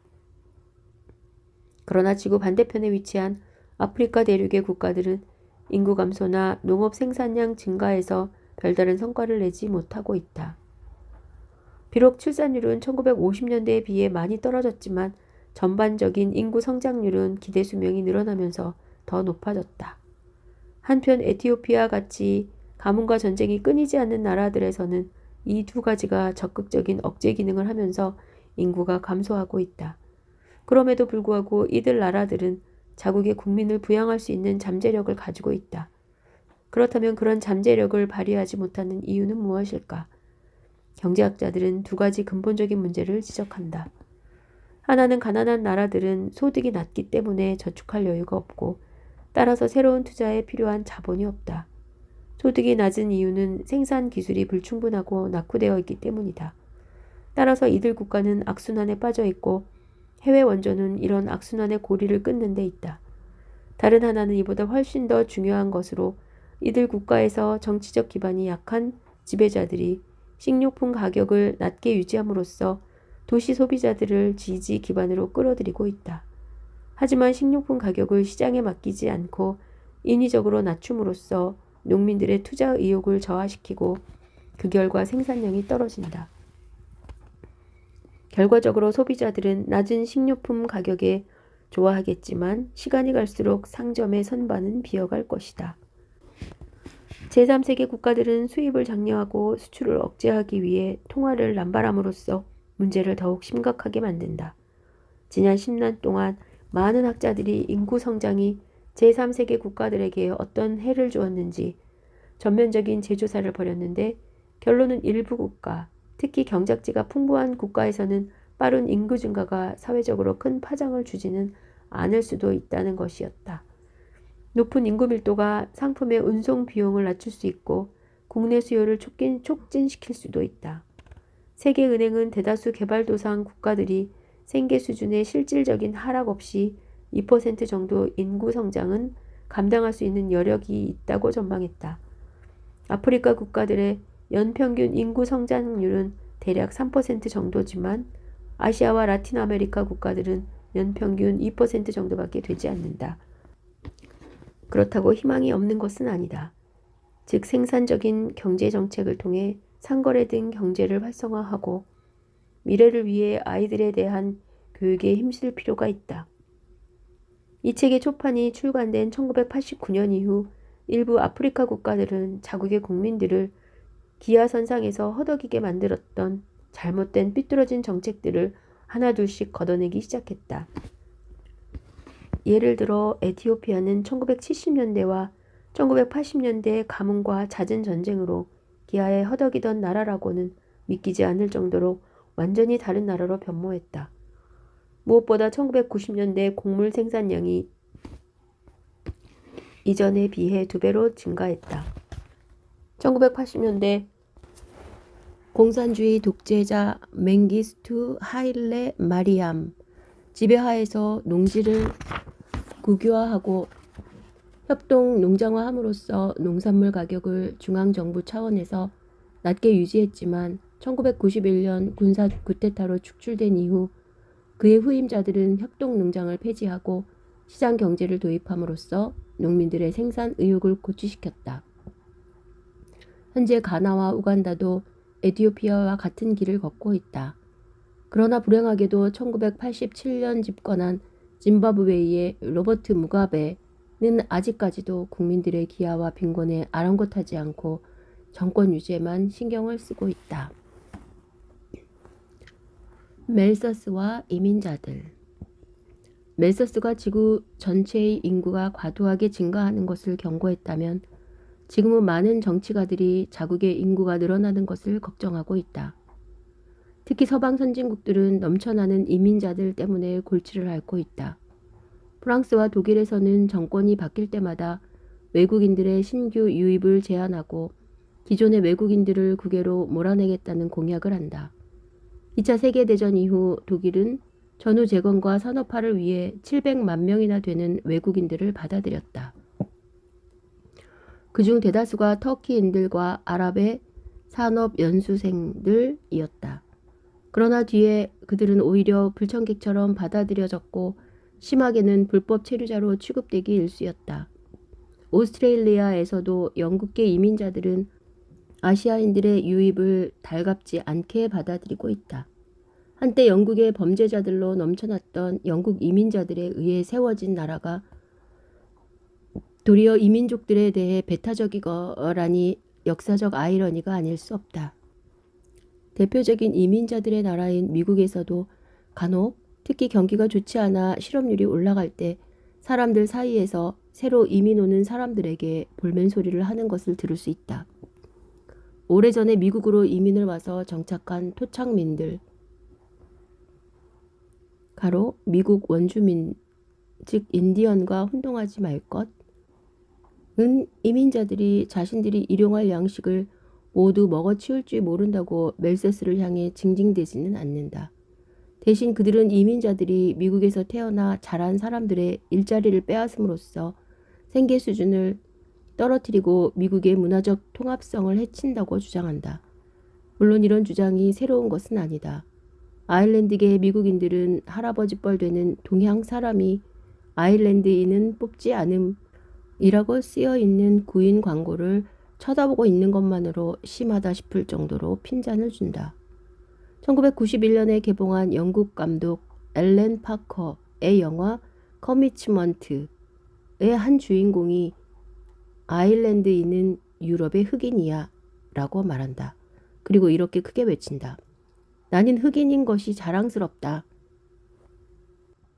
하지만 오늘날 멕시코 이민자들의 눈에 아일랜드계 미국인들은 미국 식민지 개척자로 알려진 마일스 스탠디쉬와 함께 메이플라워호 가로 1620년에 자신들을 순례자라 자칭한 청교도들이 종교박교를 피해 망명지 신대륙 즉 미국으로 갈 때 타고 간 배의 이름을 타고 온 이민자들과 다르지 않다.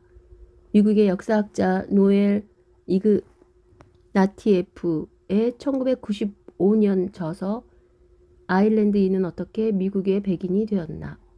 는 온갖 핍박을 받던 초기 아일랜드 이민자들이 어떻게 미국에 정착해 지금에 이를 수 있었는지 잘 보여준다.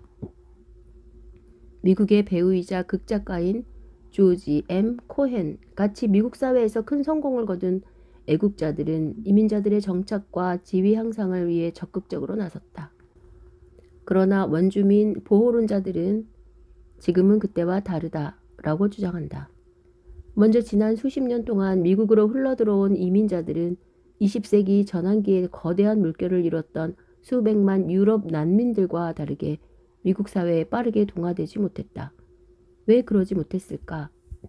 20세기 초에 아메리칸 드림을 꿈꾸며 대규모 이민 물결을 이뤘던 사람들은 다양한 언어권을 이루고 있던 유럽인들이었다. 1915년에서 1965년까지 미국으로 이민을 온 전체 1,100만 명 이민자 가운데 75%인 825만 명이 유럽인들이었다. 반대로 근래 미국으로 건너오는 이민자들의 절반가량은 라틴 아메리카 출신들이다. 특히 멕시코 이민자들이 다수를 차지한다. 가로 한편 유럽에서 건너오는 사람들은 15%밖에 지나지 않는다. 가로 그들은 수적으로 다수를 차지하고 있기 때문에 특별히 영어를 사용하지 않더라도 스페인어를 사용하며 일하고 생활하는 데 별다른 지장을 느끼지 않는다.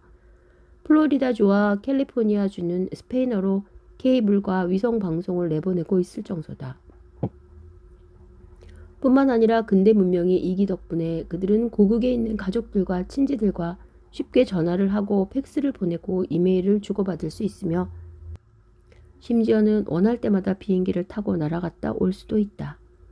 장거리 전화 요금도 분당 10센트 이하로 떨어지면서 하루벌이로 어렵게 생활하는 노동자들도 멀리 떨어져 있는 고향집에 전화하는 데 별다른 어려움을 겪지 않는다. 반면 1912년에는 함부르크 해운이 미국과 독일을 오가는 전기 배편을 통해 우편 행랑을 실어 날랐다. 당시만 하더라도 이 배편은 독일에서 미국으로 건너온 이민자들에게 고향에 남아있는 가족과 연락을 취할 수 있는 유일한 방법이었다. 다인종과 다문화로 구성된 미국 같은 사회를 은유적으로 표현했던 용광로, 멜팅 팟는 샐러드 그릇, 샐러드 볼으로 바뀌면서 찬장 한 구석으로 처박혀 먼지만 뒤집어 쓰고 있는 지 오래됐다. 샐러드 그릇이란 서로 문화적 통합성을 이루기보다는 각각의 인종 집단이 각자의 정체성을 유지하면서 서로에 대해 동화되는 것을 거부하는 것을 뜻한다. 같은 동족들 사이에서 아이들에게 영어는 가르치라는 압력을 받기도 하지만 중국의 젊은이들조차 그들이 미국 문화에 너무 빠르게 동화되면 서로 바나나, 가로 원래는 미친놈이란 뜻의 속어지만 여기에서는 겉은 중국인이지만 속은 백인처럼 생각한다는 뜻에서 라며 놀려댄다. 경제학자들은 다음과 같은 문제에 더 많은 우려를 표시한다. 즉 라틴 아메리카 등지에서 새롭게 몰려오는 이민자들의 소득 수준이 아일랜드인, 독일인, 이탈리아인, 폴란드인 그리고 유대인들이 그랬던 것처럼 토착민들의 소득 수준을 따라잡을 수 있는가? 아니면 그것에 미치기는커녕 공적 부조에 의존해야 하는 것은 아닐까? 대다수 경제학자들이 이민 정책이 엄격하지 않는 것에 다소 위안을 삼기는 하지만 최근의 데이터에서 큰 우려를 표시한다. 그들은 왜 어떤 우려를 표시할까? 기술적인 발전으로 인해 경제가 빠르게 성장했지만 비숙련 노동자들이 주류 사회에 포함되거나 상류 계급으로 올라갈 가능성은 거의 없다. 1880년대에 리투아니아 이민자들이었던 아이작 브레이크스톤과 조지프 브레이크스톤 형제는 미국에 도착하자마자 낙농 제품을 손수레에 싣고 돌아다니면서 팔기 시작해 돈을 모아 얼마 뒤에 뉴욕시티에 작은 가게를 열었다. 그리고 그 뒤에 가게는 크게 번창해 사업적으로 성공을 거두면서 아메리칸 드림을 실현했다. 하지만 이런 손수레 자본주의가 오늘날에도 가능할까? 가능하다고는 해도 큰 돈을 벌거나 사업적으로 크게 성공하는 것은 쉽지 않거나 불가능할 것이다. 예를 들어 일부 중국인 이민자들 가운데 사업 수완이 뛰어난 사람들은 컴퓨터 장비를 판매하거나 디자인해서 큰 돈을 번 경우도 있다. 하지만 남부 캘리포니아로 건너와서 정원사로 일하는 멕시코 이민자들에게 이런 성공 신화는 자신들과는 거리가 먼 다른 사람들의 이야기일 뿐이다. 최근에 미국으로 건너온 이민자들은 처음에 토착민들이 받는 평균 임금의 70%만 받고 일을 시작한다. 1980년대 미국으로 이민을 온 과테말라인들은 1990년대까지만 해도 평균 임금의 72%만 받고 일했다. 흥미로운 것은 그때 당시 중국인들이 토착민들과 동등한 평균 임금을 받고 일했다는 점이다. 한편 라오스인들은 78%를 받고 있었다. 몇몇 연구자들의 연구 결과에 따르면 별다른 기술이나 자격증이 없는 이민자들은 같은 조건의 토착민들, 특히 대도시 흑인들에 비해 2.5%에서 5%까지 낮은 임금을 받는다. 물론 데이터는 바뀔 수 있다. 그리고 교육 시스템의 일대 혁명이 도움을 줄 수도 있다. 그렇다고 해도 데이터란 하나의 집계이기 때문에 그것으로 이민자들을 개개인이 미국의 경제 및 사회에 기여하는 정도는 알아낼 수 없다. 만일 아인슈타인이 미국으로 오지 않고 독일에 체류하면서 제3국을 돕도록 동원됐다면 어떻게 됐을까? 아마 그는 지금 역사상 가장 나쁜 과학자로 기억될지도 모를 일이다. 다행히 그는 미국을 선택했고 특히 그의 천재성은 1930년대 적대국 독일과 독일인 이민자들에 대해 반감을 품고 있던 영국계 미국인들을 불식시키기에 충분했다. 어쩌면 당시 미국인들에게는 그의 미국행과 천재성은 최대의 축복이자 최고의 선물이었을 것이다.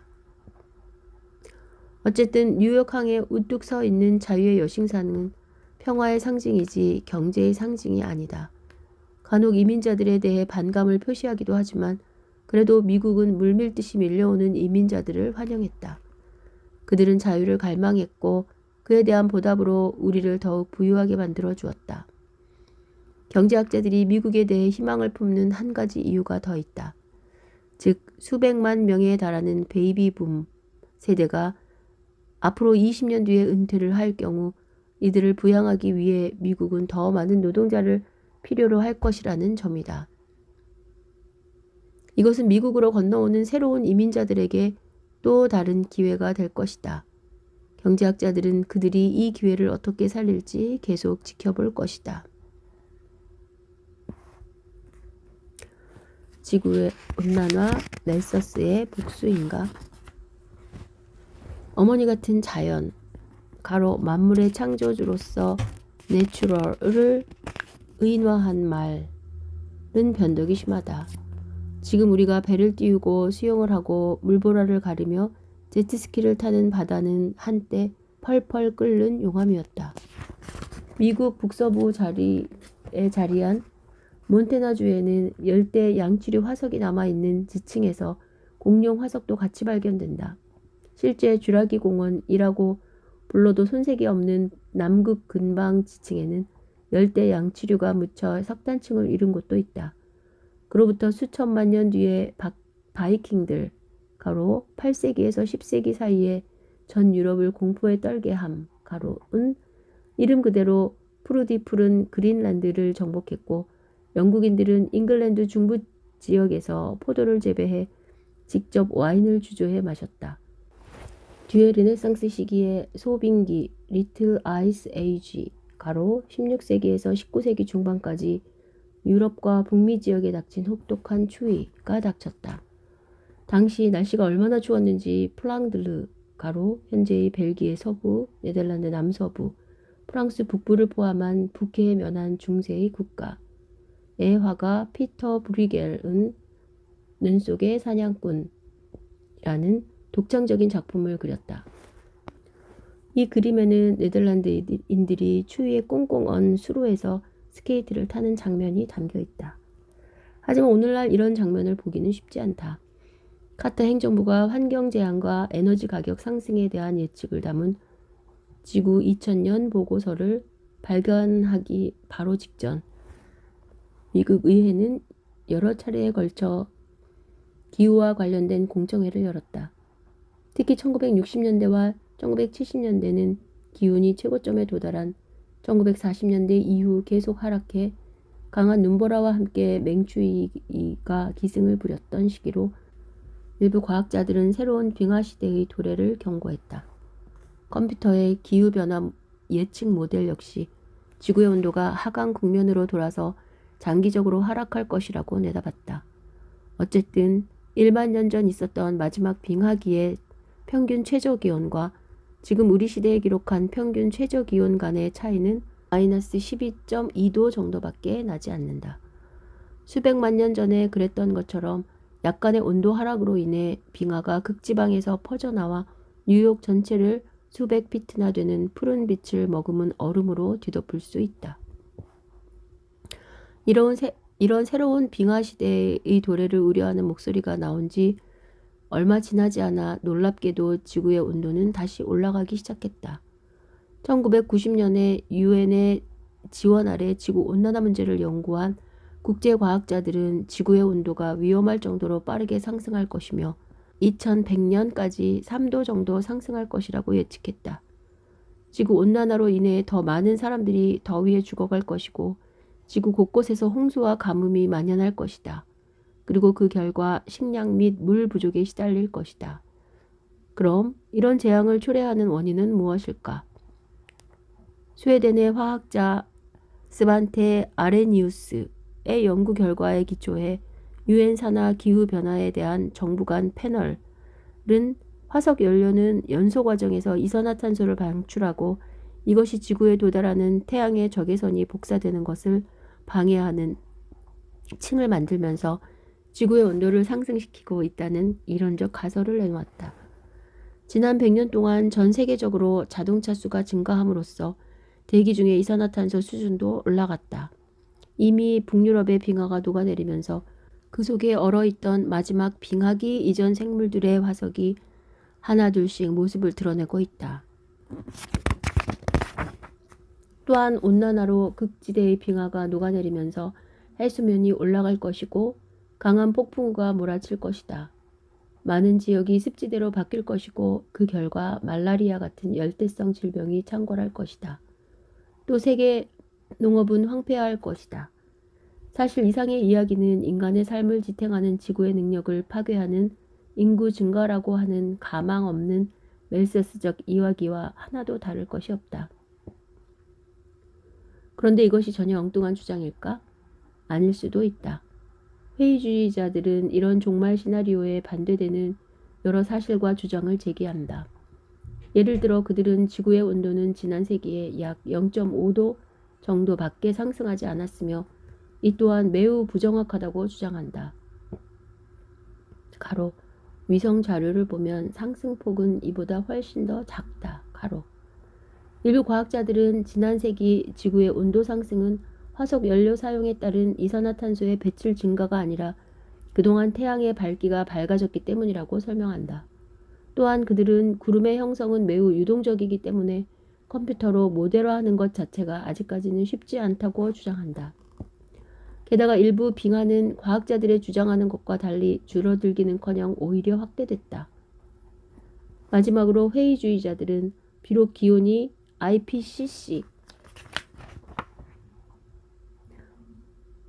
유엔 산하 기후 변화에 따른 정부 간 패널 IPCC가 금세기 중반에 예측한 대로 2.5도 상승한다 하더라도 많은 지역에서 경작기간 증가로 더 이득을 볼 것이라고 주장한다. 일군의 낙관적인 경제학자들은 이런 자신들의 분석을 다음 장에서 살펴볼 데이비드 리카도의 이름을 따서 리카도적 접근이라고 불렀다. 리카도적 분석에서 농민들은 지구온난화의 무방비 상태로 놓여있기보다는 따뜻한 기후에서 자라는 곡물을 경작함으로써 이득을 볼 수 있다. 예를 들어 기존의 냉대 지역에 밀집해 있는 밀 경작지의 목화, 가로 열대와 온대에서 주로 경작을 경작할 수 있을 것이다. 이미 서늘한 기후로 포도 경작에 제약이 많았던 영국에서도 최근에는 재배지가 북쪽 지방으로 확대되고 있다. 물론 이미 지리적으로 덥고 습한 나라들에서는 별다른 새로운 선택의 여지가 없을 것이다. 계절풍이 불어올 때 미국 중부에 위치한 캔자스주의 농부에게 이로운 것이 베트남에서 벼를 경작하는 농부에게는 그렇지 않을 수도 있다. 지구온난화 그 자체로서는 멜서스가 옳다는 것을 입증할 수가 없다. 그가 옳은지 아닌지는 인류가 자기 자신에게 갈수록 위협이 되어가고 있는 지구온난화에 적절히 대응할 수 있을 때 판가름 날 것이다. 인류는 대기 중에 계속해서 이산화탄소를 배출함으로써 식물을 질식시키거나 파괴할까? 아니면 지구상의 다양한 종을 살릴 수 있는 기술적 도구를 발견할까? 우리의 후손들이 그 해답을 찾아낼 것이다. 예언가의 말년. 자신이 사망한 지 150년이 넘은 이후까지도 자신의 인구론을 두고 열띤 논쟁이 벌어지고 있는 현실을 멜서스가 알게 된다면 아마 깜짝 놀랄 것이다. 멜서스는 사망하기 마지막 30년 동안 자신 몸담고 있던 헤일리버리 대학교와 런던에 오가며 유명 인사들과 술잔을 주고받으며 여유로운 나날을 보냈다. 영국의 시인이자 비평가 세뮤얼 존슨의 말을 빌리면 그는 사람들과 어울리는 것을 좋아했으며 제왕 클럽과 정치 경제 클럽의 회원이 되었다.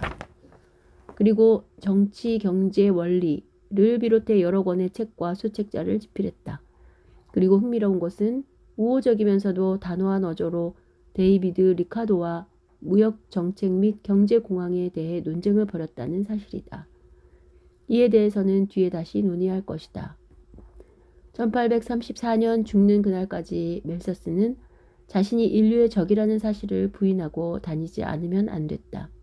학자들과 저자들은 아직도 그를 기껏해야 고집이 센 성직자로, 나쁘게 봐서는 할로윈데이에나 어울릴 법한 악마 정도로 취급한다. 하지만 멜서스는 그를 비평하는 사람들이 세상을 직시하지 못하고 자신들이 시야를 가로막는 가면을 쓰고 있다고 생각했다. 터널 끝에 희미하게 보이는 빛이 그들을 향해 전속력으로 달려오는 기관차의 불빛이라는 것을 보지 못하도록 방해하는 가면 말이다.